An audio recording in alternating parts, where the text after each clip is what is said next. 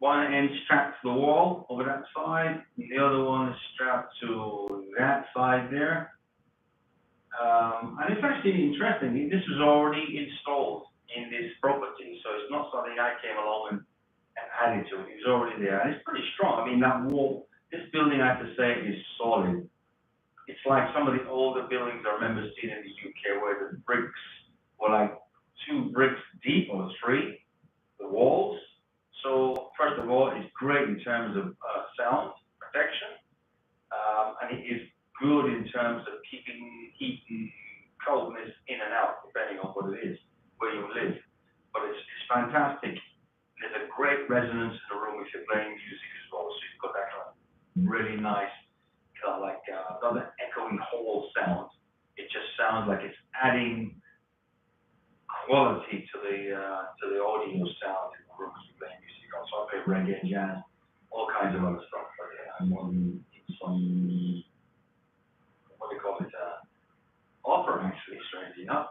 But yeah, anyway, I wanted to talk to you guys today about 2 things I've been watching this morning.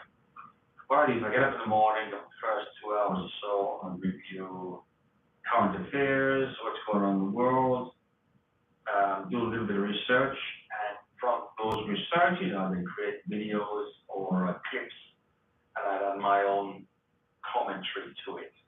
Not generally a long commentary, but mainly via like icons and related photos to give it my own personal touch that I believe that relates to what this topic is. But anyway, I was watching 2 videos on BBC Radio and Al Jazeera, which is the French radio station or some news station. And there's one situation I was watching where there was a woman talking about China's role in this change of dominance that the U.S. seems to still believe they have. What the U.S. don't even want to accept or even consider is that their empire is crumbling. It is actually breaking down in such a way. And we're not just talking from a political aspect. We're not talking about tariffs. We're not talking about infrastructure that they've got. It's just the whole mentality of the American values and what do they call it? Kind of like arrogance and this set mindset that they will continue to rule the globe because of their military strength and their bases everywhere. That basically they're the big sticks or the big stick. You know, they can beat people over the head. They can use surveillance. They can use underhanded tactics to suppress countries that may not be necessarily fully fledged into the Western lifestyle and mentality, or other countries that are too small military-wise to be able to enforce any what would you call it, like independence for themselves. So America obviously believes and have adopted for the last 70, 80 years, that basically what they say goes, and that's without discussion, that's without debate. They have now put themselves in such a position that discussion, sitting around the table, coming to an agreement with your allies, your other global partners, that they need to accommodate them. Everyone wants to accommodate the U.S. in every stance, in every area, in every policy, pretty much. And if you don't, they come down on you through surveillance methods, using intelligence ways, military strategies, maybe even cyber means. They infiltrate the countries using all forms of rather underhanded methods. Some that even I or you probably will never understand, but I'm sure it's happening. I'm certain every time there's a problem, the Ukraine, Americans Americans were in Gaza, the Americans were in Netanyahu, Israel, the Americans were in Vietnam, you name it, Afghanistan. They're in it one reason or another, and we know the only reason America gets into any involvement in any country, small or big or middle, is because they're seeking profiteering and benefits from it that entitles them to some resources, some means of gaining or claiming or acquiring benefits from that country, resources from that country. You just have to look at the Ukraine thing. Getting Zelensky to sign over resources from the country so that he can help to resolve the war between the two countries, Russia and Ukraine. And what's come of that? Nothing, zilch. So it's all a ploy to appear to be doing, it's a face, to appear to be doing what the world knows and expects from a superpower. Yet still, underneath that layer of that facade, there's no truth. There's no real reality in it. But it's like playing the game. As long as you play the game and perceive to be doing what is acceptable for the world, it's okay. And then when it crumbles, you turn and twist like a snake to find a way of deflecting responsibilities or casting aspersions on other countries or the country involved as to why it's failed. It's never their fault. They just happen to be on the sidelines of the superpower, picking up the slack, sending in the troops, and it's all for a good cause. Well, to me, that's just bullshit. Anyway, this was good. Going back to the topic I was saying, is that this woman on this station, I can't remember the name of the station, but I think Al Jazeera, she was talking about, she was doing a kind of an analytical breakdown of the powers between the US, in particular, obviously the main superpower, and China and Iran, and the Belt and Road, the BRI, that China is, what's it kind of, progressing fairly rapidly, actually, and the project is going fairly well. It's got hiccups here and there, depending on the country it's going through. But one of the primary countries it does go through is Europe and Asia and what's it called? Iran, maybe not Iraq, but Iran. So by connecting that way through to India, then to Europe. Now, the point of this discussion I'm trying to make here is that it's a two-pronged thing. One is good, one is bad. Of course, we know China's got its problems. We know America's got its problems. But the fact of this thing going back to the war where Netanyahu's kicked off attacks on Iran, without discussing it with the US, without getting involved in NATO, without anything, he's just kicked it off. He has created a scenario that just escalated. He's dragged the US into it. He's trying to pull Europe into it. He's trying to get UK to get involved, but they're really pushing back on it. And he wants the support of the world for this guy's plans. And we're not clear what it is exactly, but it's also some kind of colonialism. He wants to return Iran to some sort of colonial state where Israel is going to control it, make decisions about the governance, all that kind of stuff. Probably getting the US to put in a puppet leader. So we've got a situation where the attacks from the Israeli have killed a few rather important individuals in the Iran government or the higher level echelons. These are like technical commanders and the chief of staff or something like that. But what's happened is it's come to my attention, and I believe it's pretty true. I would not put this past the Americans, is that they've used intelligence to isolate where these guys are that were attacked by the Israeli. I mean, I'm going to make an assumption, but I think it's sort of informed mindset. so far. Here it is. The US, the world uses a GPS system. The GPS system is very potent and can be used for military use and military strike and pinpointing targets and organizing strikes. Bear with me a second. So, the GPS system can track individuals using mobile phones or computer or anything that connects to the internet service. Okay? We have a situation where it's very likely because of these strikes from Israel to Iran on those two very important individuals. I think that chief of staff, like I said, was blown to bits, smithereens, and another just an important dude in the armed forces. He was killed. This could not have been done just by the Israeli government. They don't have the intelligence. They don't have the security. They don't have the methods as the US have for surveillance, for pinpoint accuracy, for technical ability and capabilities. So there's a collusion going on here.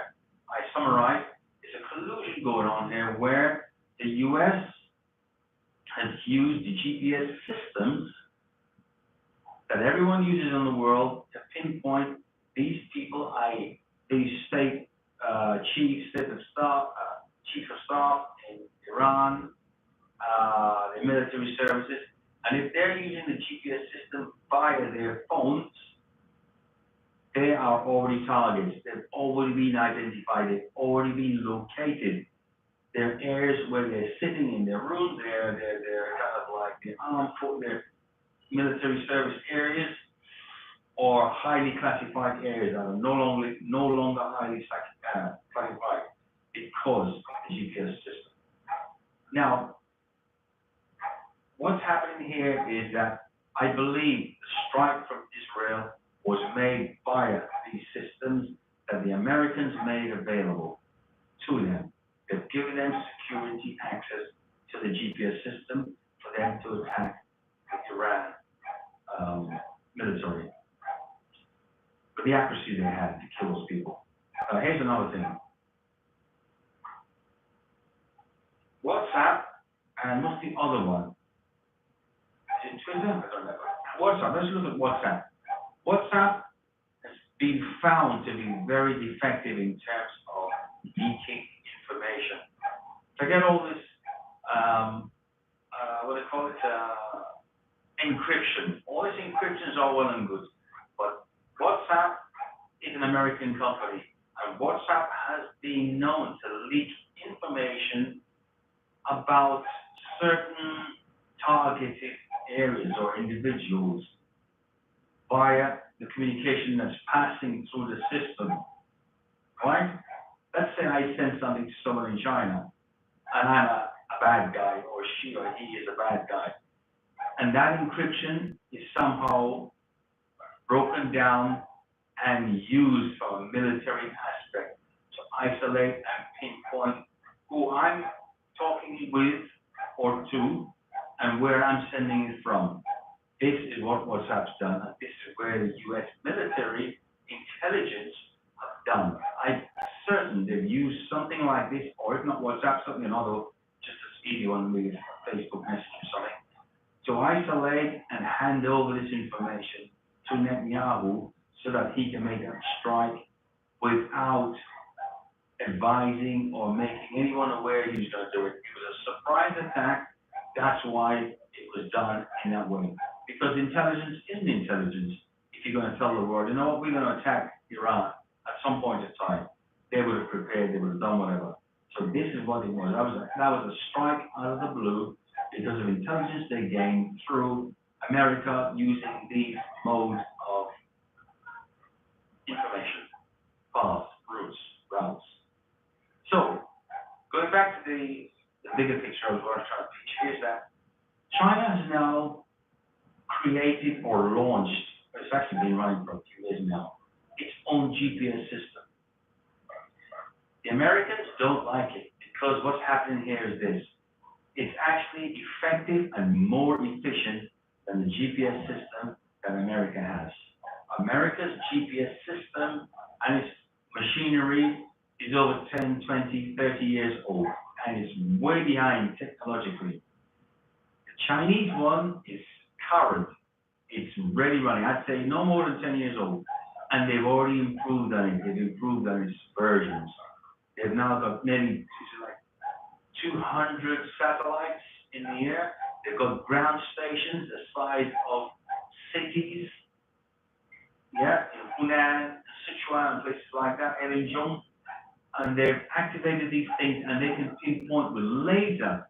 They've got laser technologies on their satellites to pinpoint something on the planet and attack it if they want to, or at least to be more effectively warring if they wanted to be, military use if they wanted to, or to be more of a GPS system that typically used for farming, for navigating as they travel. They've got the system that's better than the US GPS World Service. They have. Now, obviously the Chinese are not intentionally, I would like to think, not intentionally seeking to go obliterating everybody, because the Chinese mentality is this. I've lived there 15 years. They don't particularly want to be starting wars. They don't particularly want to be in a state of flux where you're constantly trying to beat someone else, another country, into the ground. Okay, they've got the Taiwan thing going on. They still haven't attacked. They're trying to reclaim it, but they haven't attacked, which means to them it's important, but not super important right now. They've got better fish to fry. They're growing themselves. They're developing. They're making connections globally. Latin America, Asia, India, Europe, Canada, right? They're growing themselves into a bigger, inspirational country rather than a warring one that's trying to keep people down. That's the difference between the Chinese way of approaching things and the US way of trying to hold on to power. And if they cannot, which they can see, slipping through their hands like sand, they're trying to bring the opposition down. They're trying to create propaganda to destroy the China, the Ukraine, the Gaza people. They're doing everything they can to disrupt the norm, to cause divisions in something that they know is gradually removing their dominance. They're always going to be the military dominance, certainly for the next 10 years, I would think. But you know what? Their military is actually old stuff. A lot of their technology is old. Okay? The Pentagon stuff is old. They're in disarray in terms of debts. They've got Japan having the highest debt against them. They've got China, second country, the one that they have an issue with, have the next or second level of debt that the American owes. So these guys are afraid. They're afraid of what's coming, and they're not going to relinquish it without causing problems. Because if you can throw a spanner in the works against the power that's becoming more powerful than you, that's showing the rest of the world it has more to offer than just a war, more than just a control, more than just telling you what you need to do, forcing you to abide by their rules, forcing their businesses and their capitalist greed and aspirations to rule. That's the difference between the Chinese version, the Asia group, and the Western capitalist state and mentality of total arrogance, control, and inability to accept anybody else's ideals, ideas, offers of creating a better world for everybody to have equality as much as possible. They don't want that. They don't want equality. They want people to be kept under, because as long as you have subdivisions or subdued people. You can control them. It's like religion. Religion controls those who are poor, those in need, because it needs these people to brainwash them to do what they need. It's the same thing with power. Having power allows you to inflict pain, suffering, and control of those who don't have it. Anyway, that's where we are. So China has got a better system and it's getting better by the day. That's going to overturn the GPS system. Going back to my point, Iran has now realized that using the global service GPS system, which is Western-based USA, is going to conflict with their interests. It's going to allow the Americans to use intelligence that they can acquire through the global network. It's like giving your attacker a view into your room by opening the door. You're giving him access to your secrets. And by having the global system that's controlled and managed by the US, whether they're intermediate companies, whether they're part of the state or national security, they've got access to all of these social media groups. They've got access. Trust me, the US military and all its functions have access to everything. As long as there's a satellite in the sky and a network, they have got what's called a dark net. They've got a system that can drill into any system and find out who you are using the security surveillance systems. They can do it. I used to be a Unix administrator, and I know they can use what was called the older Unix system, which is all scripted, and they can access networks very easily through passcode, encryption. Forget that, you still get through that. Encryption means bollocks, no. They have ways and means of de-encrypting high-level encryptions to get access to accounts that's on the internet. So, Iran is now decided to tell its people to disable from the GPS services that the US has. So that's gone. They're now connected with China's new GPS system, right? Which is Baidu system. They've now made a deal with China to operate on their GPS system, which gives them autonomy, which gives them a much higher level of flexibility, tolerance, and it gives them the edge over the surveillance and intelligence that the US have using their own system. So China is now hand in hand with Asia and Iran. And I think globally, a lot of countries are now on that as well. Is that they've now given access to the globe to actually use their system. And I mean, they can use it for military, don't get me wrong, just like the US does. But like I'm saying, the mindset is very different. So if Iran now has this access, they've disconnected themselves from the US global system, right? They've now got autonomy. They've now got secrecy. They've now got control of their own actions and of the military, which is going to scare the US. And I believe that's what's happening. I believe Netanyahu with Trump or America has created a situation because they're lying in the same bed. America has got a stake in this outcome with Netanyahu and Israel against Iran. Because if you consider this, the Belt and Road goes through Iran, the Gulf of Hormuz, and the oil port that channels the tankers through there, right? It's the fastest way to go through to North America, Latin America, to Europe and Asia. Now, if Israel and the US control that port or that route, they have got control of the oil. they have now also got access and they can prevent or block the Belt and Road Initiative, which is this route that the Chinese have made, like I say, through Asia, India, Laos, Iran, and into Europe.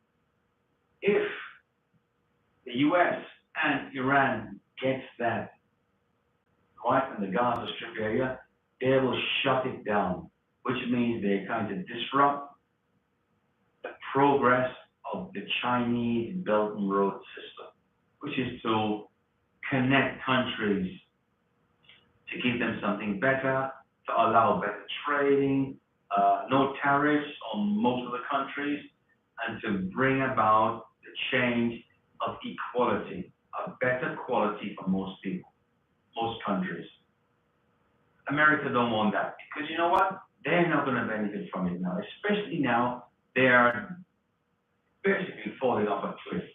The whole of the American systems, the farming, the tariffs, the deportation of the Cubans and the Latin Americans, kicking out even the Chinese students now, deporting anybody who comes into the country that doesn't say good things about Trump. I mean, there's one recently that I think it was a guy from New Zealand or Australia. He had a meme picture of J.D. Vance in a comic thing where he was bald, and they went through his phone. They forced him to unlock his phone. When he refused, they pretty much put him in a quarantine area for like a day or something, and he had to do it. And they saw it and said, okay, right, you're out, you're defacing or you're going against the system, you need to get out. So they deported him, they deported quite a few people actually like that. So this is really what's called what? Fascist, dictatorial, and authoritarian country. So much for democracy. US was supposed to be the mainstay of democracy, certainly for the West. What's happened? They've gone the other way. This is almost a Hitlerite situation, almost SS regime, right? Where if you don't do what we say, if we don't like you, your color, you don't like what you say, if you don't convert to what we want, if you don't fit in to the system, if you voice anything that we believe to be untrue or degrading or against the system, you are a threat. You are excluded from being American. You shouldn't be here. You're kicked out. And look at ICE. ICE is just jumping on people. They don't give a shit. And even some of the ICE agents realize this is wrong. Like the Las Vegas thing. They're detaining people, throwing them in jail, putting them in Guantanamo Bay and just deporting them. Families, children, people who've been there and are Americans for like 10, 20 years. They're just capturing them, waiting outside schools, going into markets and anywhere else, capturing them, deporting them. 24 hours, 48 hours later, they're on a plane, they're gone, if they're not in detention. Crazy. So anyway, this is where we are with this. US is afraid that China is growing fast and China is becoming, to them, threat. Of course, if you don't agree with something, it's a threat. If you voice something, you're a threat. Always this propaganda shit. But China is going to prove them wrong. China is going to continue. China is not going to engross in this military propaganda all the time.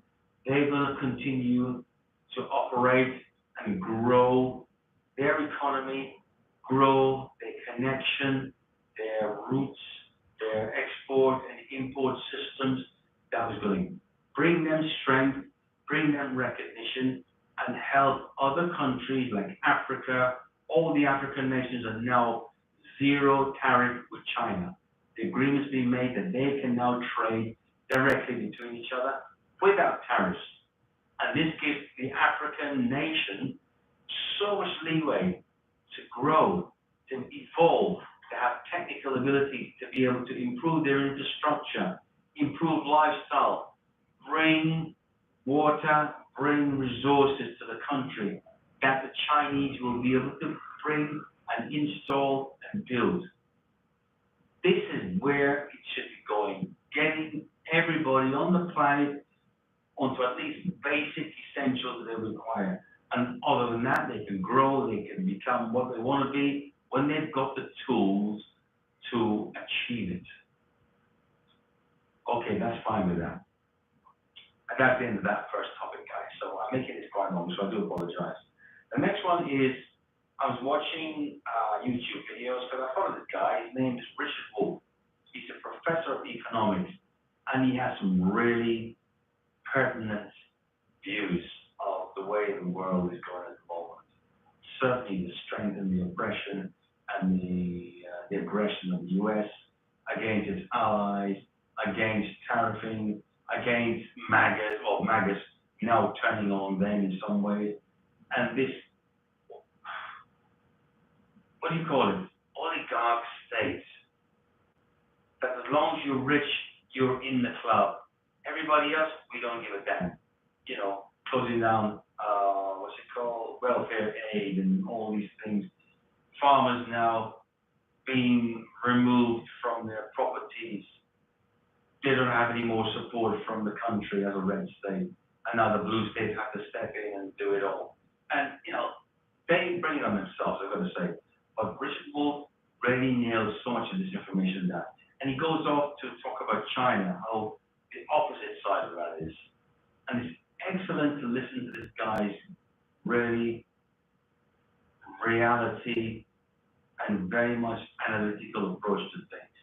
That it doesn't matter what the US does. It's a failing state. It's an empire that's had its time and is going under. And the Americans, certainly the politicians, J.D. Vance's, who's the other one? Heskett and all those guys, they're just pumping up Trump, trying to make it sound like everything hunky-dory when they know it is falling apart at the seams. But they're deflecting what's happening at home by throwing out immigrants, throwing out Americans that are being there, even veterans who served their term, fought for the country, they've evicted them out. The guy's been like a veteran, he's got a Purple Heart, he's a Korean, he's lost his legs, but now they've decided to separate him from his family, who they lived there like 30, 40 years, and they've deported him, I think it's like yesterday or something, so he's had to leave his family, his young daughter, whose birthday is a couple of weeks' time. So the guy, he took it well, but it just shows that it doesn't matter what you've done for the country. It's never enough. Because politicians don't go out there and put their necks on the line. Politicians do not face the problems.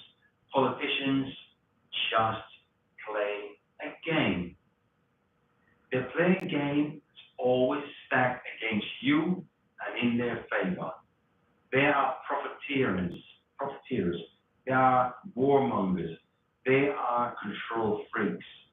And they are millionaires or billionaires like Trump, who are using their position as the president of the biggest country and powerful country in the world, is using his position to leverage business deals, to leverage getting a Boeing 747, 308, whatever it is. He's leveraging his family into getting business deals with the I don't know, what is it, the Middle Eastern groups. He's doing everything he can to make money, profiteer out of every single aspect of his visits when he goes to different countries. He wants to be treated like a king. He wants people to bow down to him pretty much and suck his orange dick just so they can keep on his good side. And you know what? That means nothing. Because come tomorrow, he will twist that and change it. Change his mind. Change policies. Up the tariffs. Down the tariffs. Cause problems on the stock exchange while his billionaire friends are making money on it. Because I'm sure he gives them the inside road, you know, that one she, as they say in Chinese. He gives them the inside info that he's going to do something. They make money off of it.